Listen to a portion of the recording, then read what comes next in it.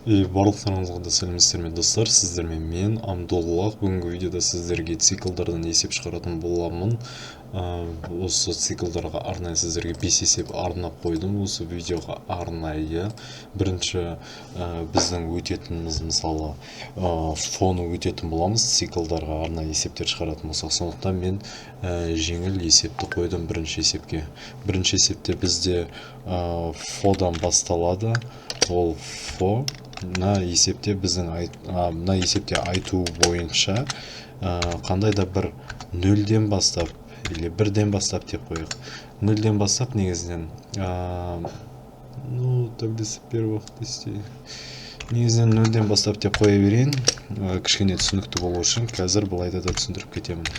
Нөлден бастап 10-ға шейін бізге астынан жазып беруі тиіс. 1, 2, 3, 4, 5, 6, 7, 8, 9, 10 деп жазып беруі тиіс. Осы фоны қалай қолданамыз деген сұрақтар болса, осы есепке қараңыздар. Осы есепте фо ең жеңіл есебін сұрап тұр. Фоның ең жеңіл есебін сұрап тұр мына есепте. Міне ранды басамыз, ол бізге 0-ден бастап 10-ға шейін жазып береді. Или там 1-ден бастап 10-ға шейін дейік. Ол 1-ден бастап 10-ға шейін жазып береді. Вот. Ал егер 3-ден бастап дейік. Ал егер 3-ден бастап деп жазсақ, ол бізге 3-ден бастап 10-ға шейін деп жазып береді. Ал егер мынаны біз 65 дейік. 650 650 десек, ол арғатай сол 650-ге шейін сандарын жазып берді. Осы кете береді. Ал келесі есебімізге көшетін болсақ, келесі есептен бізден айту бойынша келесі есепте бізге арнайы арифметикалық ортасын табу, 10-ға шейін арасынан рандомны 10 цифрынан алып, 10 аралықтағы цифрларынан алып, бізге арифметикалық ортасын тауып беруі тиіс. Біз әлбетте оны бөлетін боламыз, арифметикалық ортасы үстіне барлығын қосады деген сияқты, сөйтіп астынан нешеу бар, сондай не формула бар емес па, арифметикалық ортасын табатын. Сондай да біз шығарамыз. Ең бірінші бізге сумма керек, қосып шығушы. Сосын бізге пи керек болады. Енді біз аны жазамыз, 10 аралығындағы бар цифрлар. Арғатай фоны жазамыз, int береміз, фоға арнайы. Естеріңізде болсын, int әрдайым жүреді, фоны жазатын болсаңыздар. Жақшаның ішінде болады әрдайым. Біз айда 0-ден бастайық. Сосын негізінен көп есептерден қарап отырсаңыздар 0-ден 1-ден бастайды.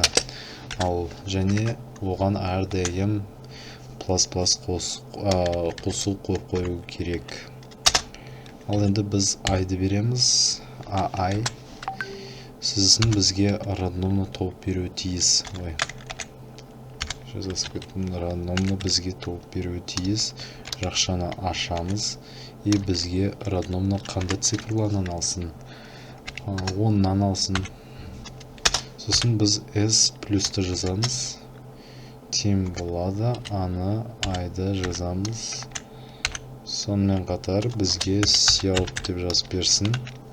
Бізге cout деп арнайы біз мына формуланы жазып бердік, чтобы ол бізге тауып беру керек, рандомны тауып береді, цифрларын теріп береді, 10 аралығындағы бар цифрларды, сондан алады да мынау суммасынан табады. Сумма бар емес па, барлығын қосып шығушы. Сол айды береміз. Сонымен қатар cout'ты жазып болды, жоқ. Бізге кішкене орын тастау керек араларына. Сосын біз жақшаны жабайық. Сосын пи тең. Енді бізге формула керек. Яғни бізге формула керек. Біз бұл формуладан 10-ға бөлеміз ғой.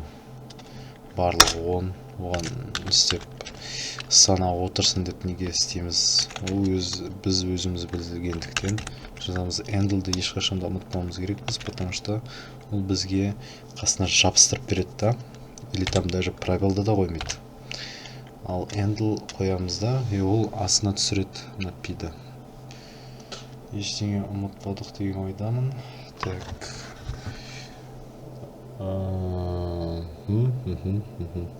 Айды бердік, рандомды тауып береді, и бізге сен, все, так, сен емес, так, мына жерден бір қате кетіп жатыр.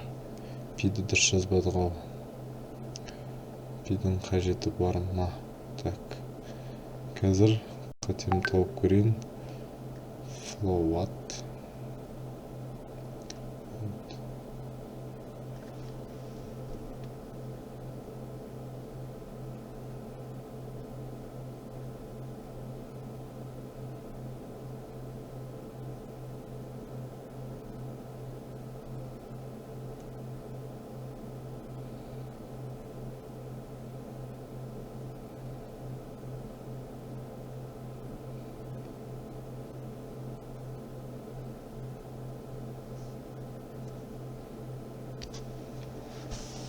Етпесе көрекші. Float деп терек мынаның ішіне. Бізге float арқылы нақты шығарып беру керек қой.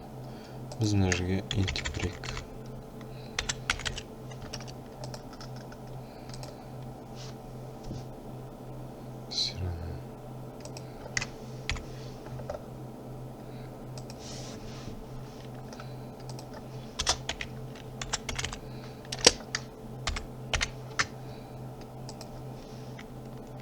Орысша ұры деп қойған жоқпын да. Бізге мынаны білмей тұр. Бір жерінен қате кетіп тұр.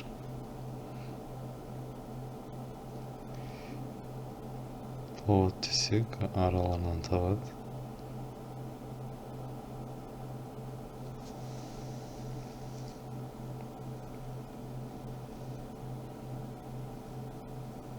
Біз жақшаны жабуды ұмытып кетпедік көзі.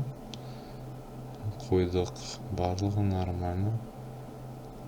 Тек бір жерінен қате кетіп тұр, қай жерден кеткен екен.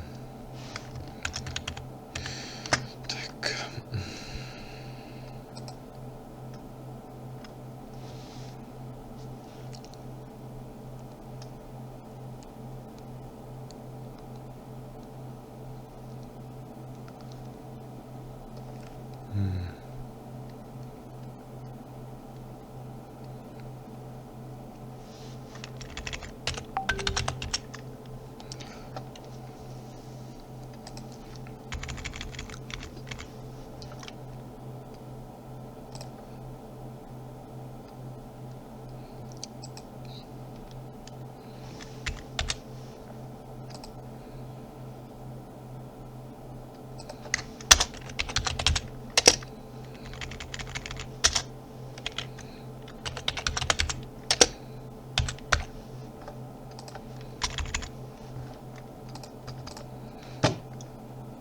Міне, біз мына жерден бөлек жазуымыз керек болған.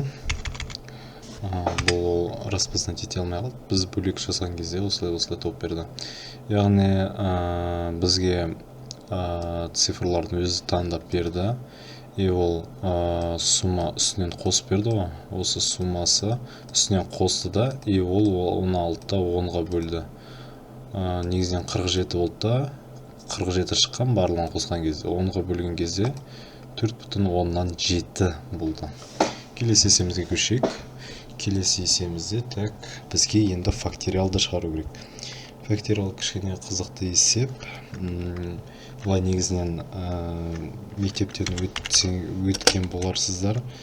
Факториал шығарған кезде бізге леп белгісімен қояды ғой. Ал C++ неде ондай қоймаймыз. Біз оны шығаратын болсақ, әрдайым фомен де шығарсақ болады. Но енді бұлай нақты сіздерге шығарып берейін. фомен команда береміз, бірден басталады. Ай аға қоямыз, сосын ай плюс. Енді бізге жақшаны ашу керек. Біз бұны әдемі жақша деп те айтсақ болады. Плюс жазып кетіппін. Айды береміз, өтір қоямыз, сосын соның сыртына жазуымыз керек біз. Сен енді бізге оның жауабын айту керек. Жауабын осы жерде айтады. Енді бізге тауып берсін. Так. Мысалы, 3-тің факториалын тапсын. Енді, мысалы, 5-тің факториалын тапсын. Ал енді 6-ның факториалын тапсын. Міне осылай болады. Ал енді келесі есемізге көшейік. Келесі есемізді бізге осы сумма сияқты арғатай кете беріп, онға шейін жазып тастау тиіс. Біз оны бөліп жазбау үшін біз оны қысқаша жазып кетсек болады. Бұл жерге біз фо арқылы қойсақ болады. Так, енді флоатпен есептеуіміз керек. Себебі бұл жерде үтір арқылы есептер нақты шығартса үшін біз флоатты қолданамыз. Сонымен жаздық y1-ге теңестірейік. Мен проблеміне жақ-жақтан алып қойыппын. Флоат. Енді бізге сеннен сұрасын x-та. Бізге x-ін тауып береді ғой. Мынау синустың. Енді біз оны жазамыз. Дәле фоны жақ қоямыз. Жақшаның ішіне инті қоямыз. Сосын тең бірден басталсында и ол 10-ға шейін аяқталсын. Потому что бізде 10-ға шейін апарып тұр ғой. 1, 2, 3, 4, 5, 6, 7, 8, 9, 10. Енді біз оны әрқайсын қоса отыру деп қойып қояйық.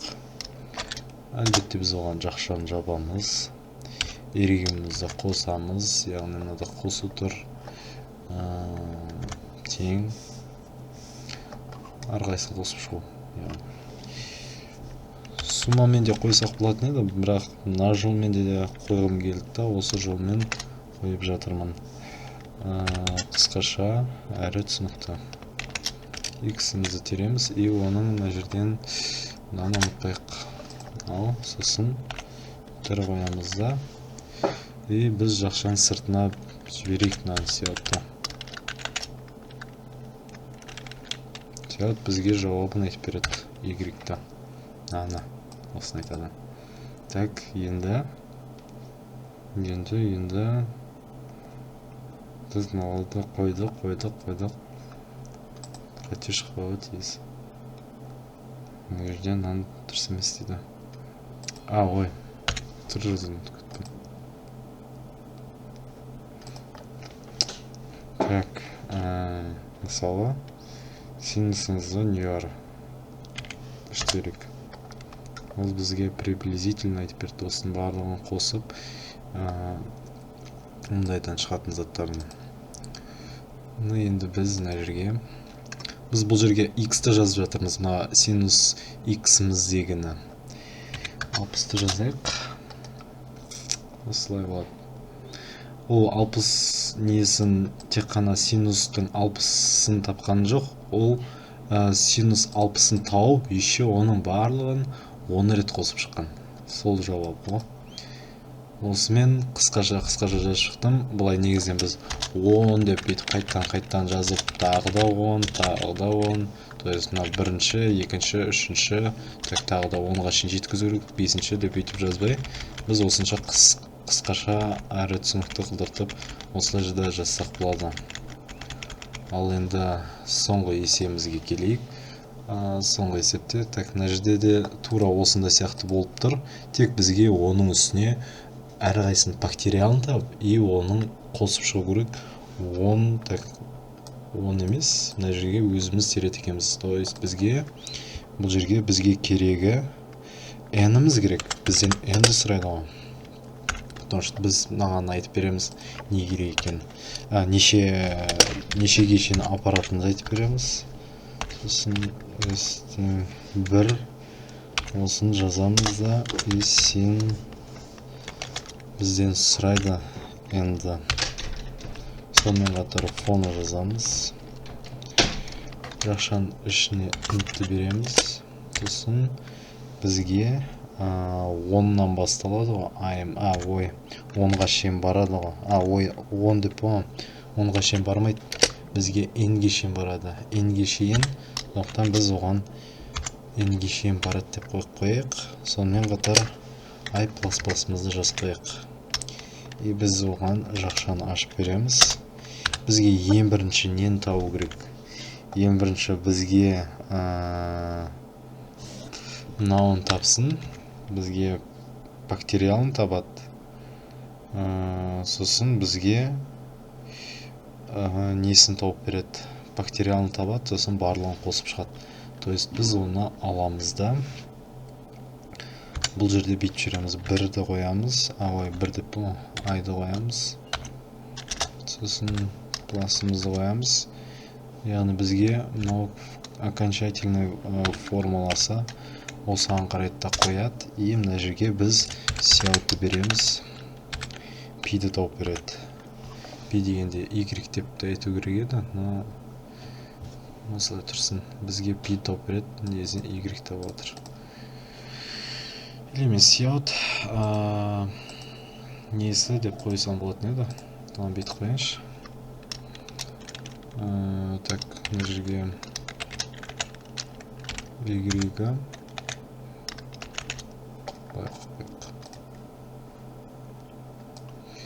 енді біз бұл жерге 3-ке шейін барсын. 3-ке шейін барғанда міне y-ін тауып берді. Біз команда бойынша бұған біз пи-ді қойдық. Мынаны да өзгертуге болады. Мына жерден өзгертетін болсақ, мынаны өзгертеміз. Себебі ол біз мына жерге y деп қойсақ қоя алмай қалады, түсінбей қалады. Осымен видеоны аяқтайтын боламыз. Бүгінге осы видеода циклдардан есеп шығарып біттік.